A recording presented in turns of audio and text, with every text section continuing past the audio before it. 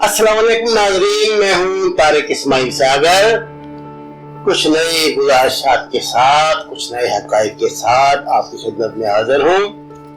नाज़रीन, मेरी दरख्वास्त है कि अगर आपने अभी तक हमारे चैनल को सब्सक्राइब नहीं किया तो इसे सब्सक्राइब करें ताकि आप तक हम ताज़ा मालूमात और कुछ ऐसी बातें पहुंचाते रहें जो कोई और आप तक नहीं पहुंचाएगा। नाज़रीन, तवक्कुआत के ऐन मुताबिक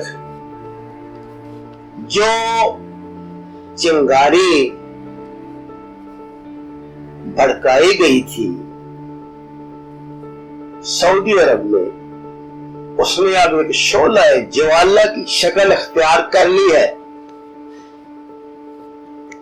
सऊदी रिफाइनरी पर होने वाले, कोई इसे मिसाइल हमला कह रहा है, कोई ड्रोन हमला कह रहा है, और जिसमें 57,000 बैरल रोजाना का तेल का नुकसान हुआ। इसके पस मंजर से अब जो शरारतें, जो दज्जाली, जो हिकमत अमलियां हैं उभर के सामने आने लगी हैं, और ऐसा लगता है कि जंग का एक नया थिएटर खुल रहा है।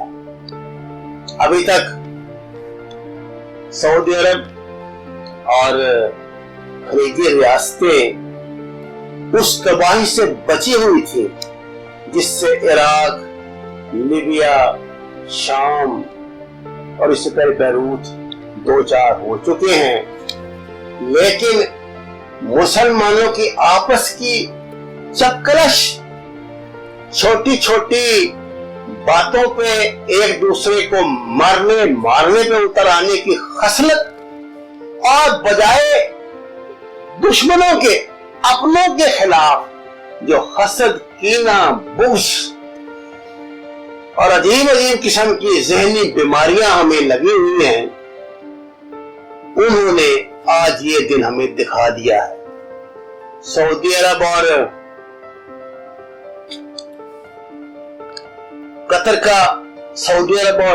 कतर का झगड़ा,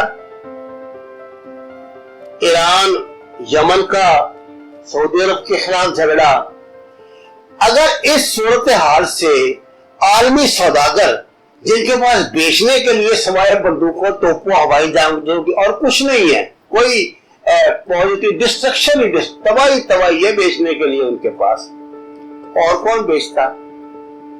जरा मैं आपको 1-1.5 साल पीछे जाना चाहता हूं। अप्रैल 2017 में सदर ट्रंप ने एक बड़ा अलार्मिंग बयान दिया था।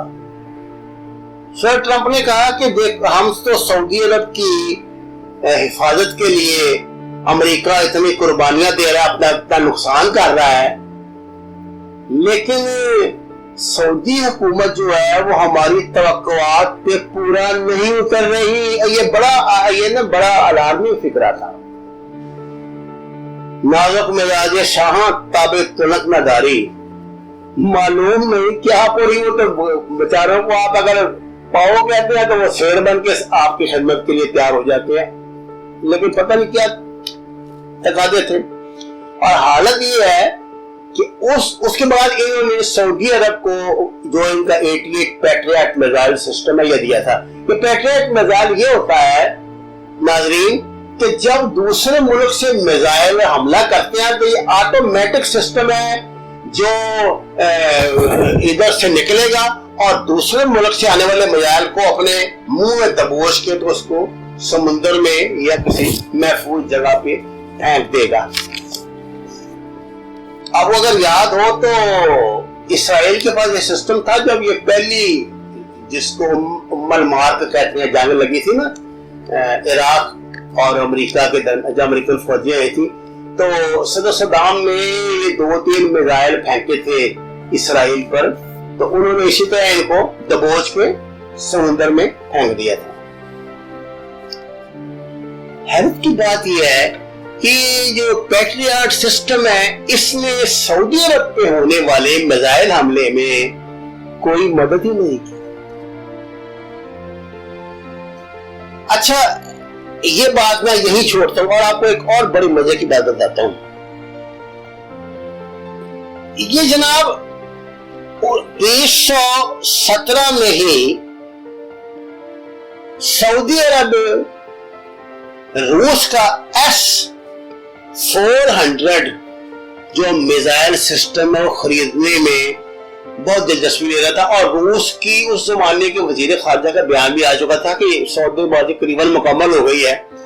لیکن اچانک امریکہ میدان میں کودا اور اس میں $15 ارب کا جو ان کا ٹھار میزائل سسٹم ہے وہ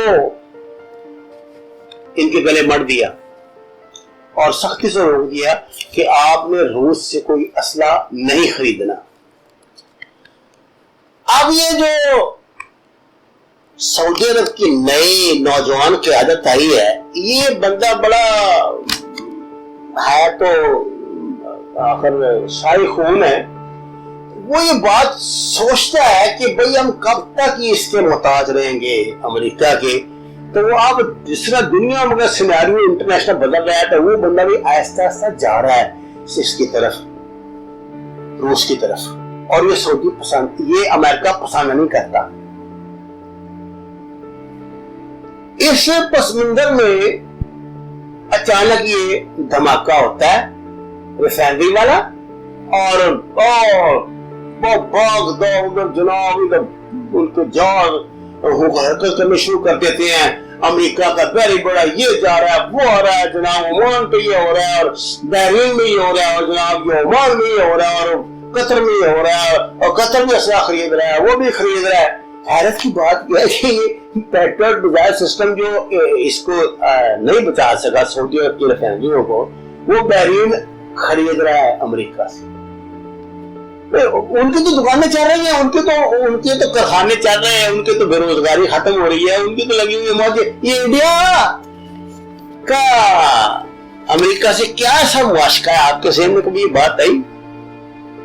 حضور والا انڈیا نے اتنا اسلحہ خریدا ہے, اتنا لمبا آرڈر دیا ہوا ہے اسلحے کا امریکہ کو کہ امریکہ کے 18,000 بے روزگار انجینئر دوبارہ اسلحہ انڈسٹری میں واپس آ گئے ہیں, اور دھڑا دھڑ وہ توپیں, بندوقیں اور ہوائی جہاز اور میزائل کیا کیا کچھ بنا رہے ہیں انڈیا کے لیے.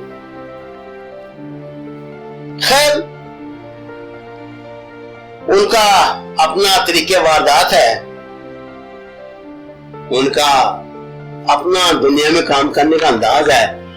اب دیکھیے یہ دنیا تو دو ہی طرح کے لوگ ہیں, ایک بیوقوف بننے والے ہیں, ایک بیوقوف بنانے والے ہیں, ایک مغلوب ہیں, غالب ہیں. یہ دنیا بھائی جب سے بنی ہے مائٹ از رائٹ کے اصول پہ بنی ہے.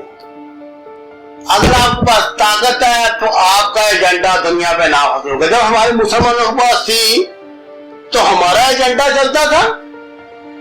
ہم نے یورپ نیل کے سال سے لے کر تعلق کاشغر ہم نے اپنے جھنڈے گاڑے تھے. کس بنیاد پہ گاڑے تھے؟ طاقت تھی ہمارے پاس.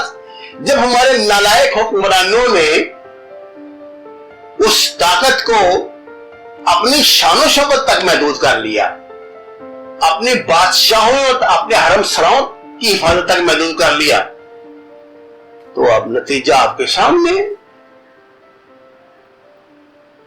یہ تو جو تیل کے ذخائر ہیں یہ تو ختم ہو جائیں گے ایک دن, اور ختم کیا ہوں گے, دنیا اگلے 5-4 سال کے بعد بھول ہی جائے گی کہ پیٹرول نہ ہوتی تھی جس تیزی سے وہ ترقی کر رہی ہیں, اور یہ برقیات جو انڈسٹری میں داخل ہو رہی ہیں.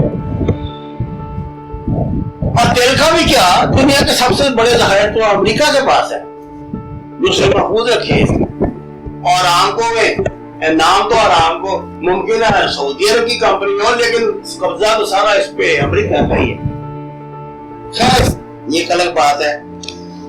اب بات یہ ہے کہ یہ ایک نئی آج جو ٹرمپ نے نئی پابندیاں ایران پہ لگائی ہیں, اور یہ دھمکی دی ہے کہ ہم نے اس کے 15 مقامات کو نشانہ بنایا ہوا ہے. تو یاد رکھیے یہ کوئی پہلی دھمکی نہیں ہے. امریکہ مجھے نہیں لگتا کہ کبھی ایران پہ حملہ کرے گا. ڈرائے دھمکائے گا، ارد گرد کے لوگوں کو اشتعال دلائے گا، ان کو آپس میں ٹکرائے گا. وہ امریکہ اور نارتھ کوریا پہ اس لیے کبھی حملہ نہیں کرے گا کہ اس کو پتا ہے کہ یہ لوگ مرتے مرتے بھی امریکہ کا کچھ نہ کچھ بگاڑ کر جائیں گے. ایسے نہیں جاتے. یہ خطرہ تو پاکستان سے ہے. ان کو یہ خطرہ تو انڈیا کو پاکستان سے ہے کہ یہ ہمارا کان بچہ کو الو کر دیں گے. اور اسی خطرے سے، اور یہ جو اس کا ایران کا چیف آف آرمی اسٹاف ہے جو، اس نے امریکہ کو کہا کہ تمہارے تو گھر میں گوانے بات نہیں آ سکتی، ہم تمہیں کہاں سے نشانہ بنائیں گے، حملہ کرو نا. وہ تو للکار کے کہتے ہیں. اب امریکنوں کو جو تجربہ ویتنام کے بعد اب یہ افغانستان میں ہوا نا، اس خطے میں تو جب وہ آئے ہیں عراق سے بھی وہ بڑے باعزت ہو کے نہیں نکلے.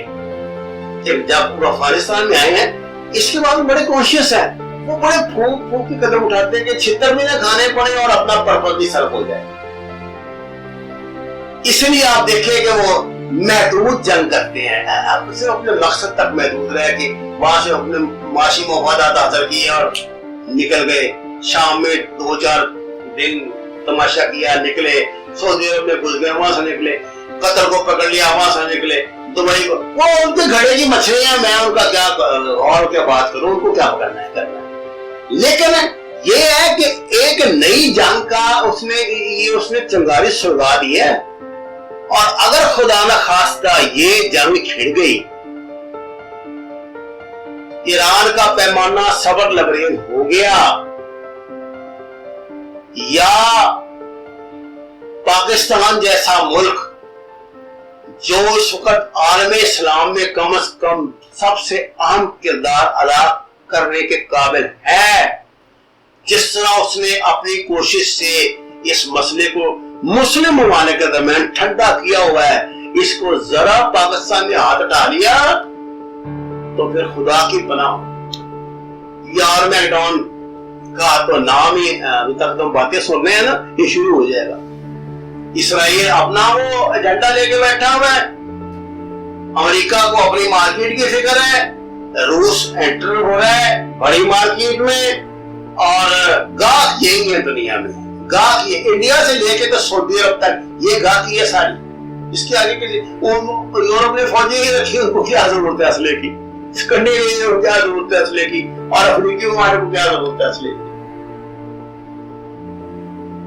تو میرے بھائیوں یہ تھی مختصر صورتحال. اس وقت سب سے زیادہ ضرورت یہ ہے کہ مسلمان اپنے دماغ سے کام لیں، جذبات سے چھوڑنا چھوڑ دیں. دنیا کے آگے کھلونا بننے کے بجائے، دنیا کے سامنے کھلونا بننے کے بجائے، ایک دوسرے سے دستوں کے ربان ہونے کے بجائے آپس میں بیٹھ کے فیصلہ کر لیں، ایک دوسرے کو جوتے مار لیں، ایک دوسرے کے کان پکڑوا لیں. لیکن خدا کے لیے آپ دشمن کے آگے اپنے آپ کو تماشا نہ بنائیں.